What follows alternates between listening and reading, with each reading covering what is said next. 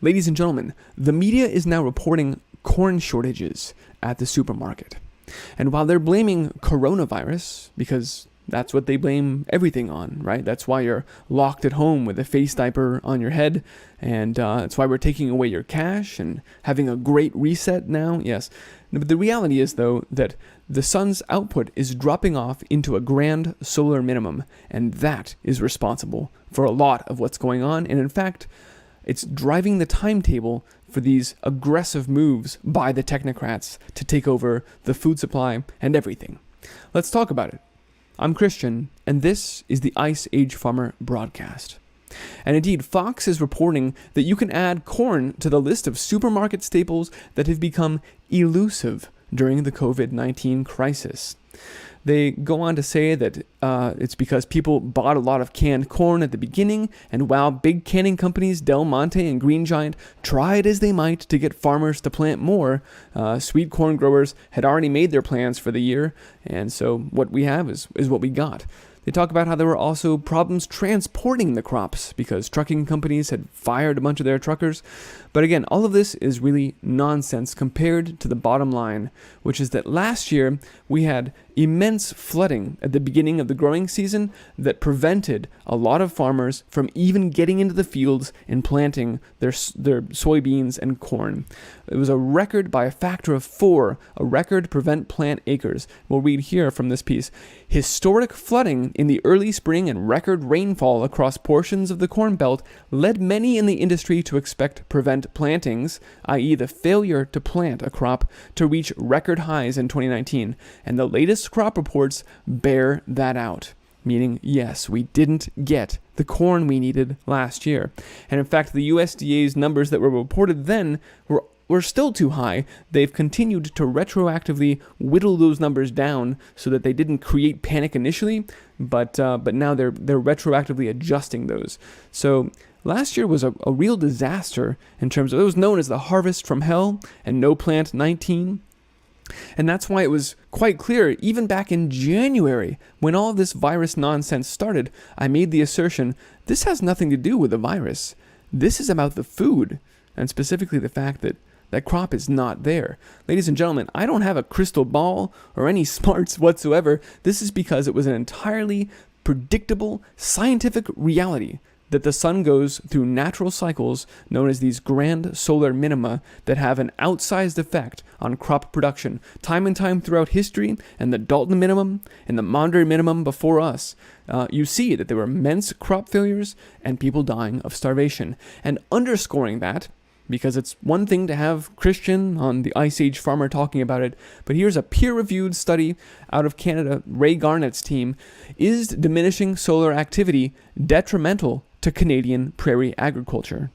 Well, spoiler alert, yes, it is. From the abstract, during the grain-growing months of May through July, the mean temperatures on the prairies has cooled by 2 degrees Celsius during the last 30 years. You sure won't read that in any mainstream media. It's always the hottest year ever. No, we're cooling. This cooling appears to be most certainly linked to diminishing solar activity as the sun approaches a grand solar minimum in the next decade or so. The cooling has led to a reduction in growing degree days, or GDD, and also has impacted precipitation. The GDDs, in conjunction with the temperatures and the precipitative patterns, are, go figure, it's important to growing crops. It has an effect on our agriculture, on our food supply. In this new study, we investigate the impact of the declining growing degree days and the temperature and precipitative changes on the prairie grain yields and quality. The analysis shows that we've already lost 100 growing degree days over the last years since 1985. Our analysis suggests grain yields and quality could be significantly impacted in the coming years as solar activity continues to diminish.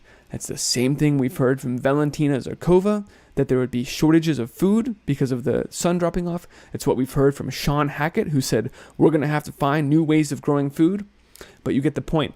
Let's read deeper from this study where they look at the fact that solar cycles have been trending downwards since solar cycle 21, you can see back here, and they go on to even take a look at the Dalton minimum and Maunder minimum, which, quote, were part of a cold period between 1650 to 1850, which was stressful for most of Europe. That's one way to put it, to say the least, with food wars and tens of millions of deaths as a result of extreme cold and a lack of heating and a lack of food as well, if you look back. They then go on to look at the last 40 years here and conclude, in short, when growing degree days fall, it is expected that top-grade red spring wheat will fall 30 to 50%, with an associated market loss of $250 million for red spring wheat alone. Now, ladies and gentlemen, this is the first time we've seen a dollar amount as to the economic damages that the grand solar minimum could incur for crop losses. But more concerningly than the dollars, is because you can print more dollars, is the fact that that food is gone and you can't print more food, not real food at any rate. In their conclusions, they also mentioned that, quote, as the sun approaches a grand solar minimum, there is a risk of the prairies becoming colder and wetter, which is detrimental to grain growth and quality. The study also raises questions about the GDP losses in other high-latitude agricultural areas, Northern Europe, Siberia, and even southern areas of Argentina and Chile, which have also been suffering crop losses, as you know from this channel. So the growing degree days measurement is one that we've talked about here, and in fact, I even created this tool, the Grand Solar Minimum Growing Degree Days tool, for you to get a sense, at least in the United States, of how precipitously our growing degree days dropped off from the 2018 season to the 2019 season. I don't have data for 2020. Syngenta locked me out of their system. Go figure, Syngenta is big agriculture. But on this tool, which you can get to at iceagefarmer.com/GDD, you can type in a zip code or any state code like Iowa here and get a list of the counties and then see the difference in GDD measurements from 2018 to 2019. And you can tell it's consistently a double digits loss, which means quantitatively the growing zones are shifting. You can no longer grow corn in some of the areas of the world where we did last year, this year, because there's no heat available. The cooling trend is taking its effect on our crop production. That's why there's a shortage of corn at the supermarket.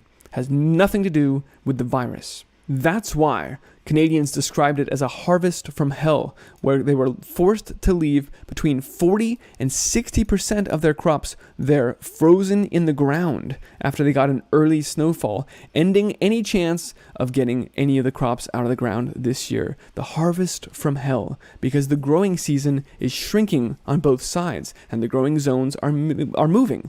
Our food supply is feeling the effects of the climate shifting and becoming colder right now. On top of that, weather warfare is actively being employed by the powers that shouldn't be to accentuate these losses and to accelerate the demise of modern agriculture. Let's take a look specifically at the derecho, which plowed straight through the heart of U.S. corn production there in Iowa, to the tune of hundreds of thousands of acres, and still counting. In fact, this latest report, October 10th, indicates that Iowa's derecho crop losses are still racking up, and now it's more than 50% more than was initially estimated by the USDA. Des Moines. Crop loss estimates from the rare windstorm that slammed Iowa in August have increased by more than 50%, a new report shows. The USDA said Friday that the number of acres has now grown to 850,000 unable to harvest acres. Now this is stunning. If you've been watching on Twitter, though, it's not altogether surprising. We've been seeing stories from people who've just given up. They plowed under their corn crop as it was knocked over right before it was ready to harvest. They're not even able to use it for silage. This is obviously a huge economic disaster for a number of Iowan farmers as well. And it also wasn't just the corn crop that suffered, but the grain silos and the grain elevators that were damaged in this storm. So significant and so 100 miles wide, so huge was this swath of damage that you can literally see it from space. This a bright spot here is where the corn was knocked over and damaged. And there's an example of the kinds of grain silo damage. All of this were full of corn, and so on-farm storage, which is the only equivalent of modern strategic grain reserves that the U.S. has at this point, was tremendous losses this year. And we've been seeing that in some of the most recent numbers. Now, the same thing happened at roughly the same time, right before the corn was ready to harvest, when it's most prone to be knocked over by strong winds.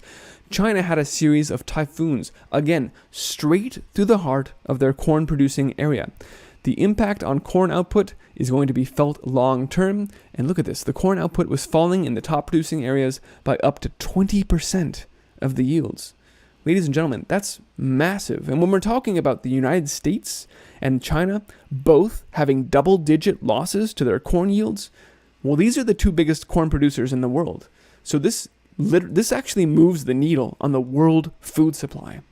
This will translate to the shortages into the supermarket, and also, concerningly, to feed shortages for animals, and to perhaps even to ethanol problems. There's a number of things where this will manifest.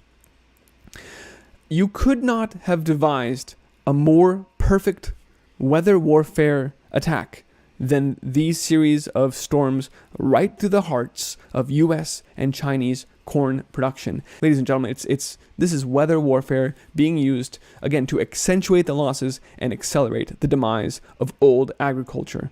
There's also been problems with the corn crop, the corn stores in China molding, and make no mistake, they are actively concerned about their food security in China. This is why President Xi unveiled the Clean Your Plate initiative, which seeks to minimize food waste and penalize people's social credit score if they throw away too much food or order too big of a pizza and show a picture of it on social media. It pops up using AI facial recognition. You shouldn't be wasting food. You should be respectful of food. They're really putting on the pressure to try and mitigate the food crisis that they know is coming and that we're now starting to see on supermarket shelves. So you need to be preparing for this as well. And that's why when you see these headlines, this is a harbinger of what is to come. Please start preparing right now. There's also been a huge amount of media. This certainly happened in the UK. They said people are stocking up. Please don't stock up. But they kept putting this out in the media until people said, well, maybe I should be stocking up too. And so then they started implementing rationing. And currently, if you go into a store physically or via online order, you are rationed to a limit of items that you can get from a certain product group. So many vegetables, so many fats, these sorts of things. The same thing is now happening in the US media. We've been seeing lots of people are stocking up on food because of fears over this COVID-19 surge, the wave 2. We've been seeing from Wall Street Journal, grocers are stockpiling and building pandemic pallets ahead of the winter. This got a lot of press, so you've probably seen that. And now we're even hearing from more food banks, this one from a New Jersey food bank, about how they are literally competing with American consumers to try and get what remains of the food supply before the shortages actually begin. So if you go out right now and try and stock up, you are competing with the government to try and buy food because they want to own it all so that they can give it out to people who are on their dole, who they can force to do whatever they want. Again, as we heard on the congressional record, to force compliance to the New World Order agenda and this great reset. Ladies and gentlemen, that is what's going on right now. And it's because this is a natural cycle and the sun's output has already stopped dropping off that this explains the very aggressive timetable that the technocrats are operating on. Sometimes even when it seems as if it's working against their best interests to move ahead, and they do so anyway, or as if it's waking a ton of people up because they're just sort of blundering ahead instead of waiting for things to sort themselves out, it's because they've got a deadline here. The food supply is running out, and they need to control the population much more before that happens. That's what's going on right now. And I hope this is insightful and informative enough for you to start growing your own food and preparing for the next wave of lockdowns and control that will necessarily precede the real food shortages ahead. Please spread the word about this. While I don't have a silver bullet to get us out of the situation, I do know that if everybody knew what was going on right now, then a lot of these agendas would stop tomorrow and we could all start growing food. That's what we need to do, is move to a massively distributed food growing system rather than continue to consolidate power into the centralized hands of these powers that should not be. So spread the word, because that is the solution. Thanks for watching. You can find this report and all my reports on iceagefarmer.com. And as YouTube is clamping down even more on censorship right now, I also encourage you to go find this channel on bitshoot.com/iceagefarmer so that we can continue to communicate and get notifications even without YouTube in between us. We cannot trust that party at all right now. Ladies and gentlemen, thanks for watching. If you value this broadcast and the information I bring, you can support this work by visiting iceagefarmer.com/support to find a few ways that you can do that. And I very genuinely appreciate your help in supporting the broadcast and getting out the word. For now, let's go build great things and grow abundant amounts of nutritive food. Thanks for watching, folks. Be well.